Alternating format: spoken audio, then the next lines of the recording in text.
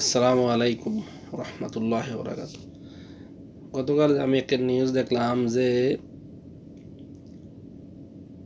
বাংলাদেশে আমাদের যে গাজা ফিলিস্তিনের ভাই বোনদের জন্য আন্দোলন করলো।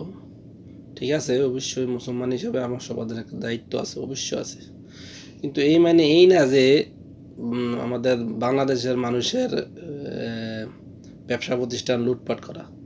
এই যে জুতা চোরগুলো, এই যে বাটা শোরুম, ঠিক আছে, বাটা শোরুম ইসরায়েলের প্রোডাক্ট, বাটা শোরুম আমেরিকান প্রোডাক্ট, ঠিক আছে, প্রোডাক্ট ঠিক আছে, কিন্তু এটা তো কেউ না কেউ কোনো বাংলাদেশি টাকাটা এখানে লগ্নি করছে।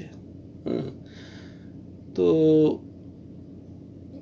ওনার এই যে ব্যক্তির এই প্রতিষ্ঠানটা নষ্ট করলো, ওর কত টাকা লস হইলো, ওর তো একটা ফ্যামিলি আছে।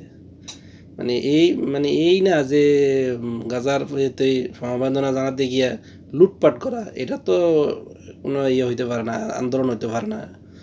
হ্যাঁ, ঠিক আছে, আপনি প্রোডাক্ট বন্ধ করেন, আমদানি বন্ধ করেন, তো তার হেরা নিয়ে আসবে না।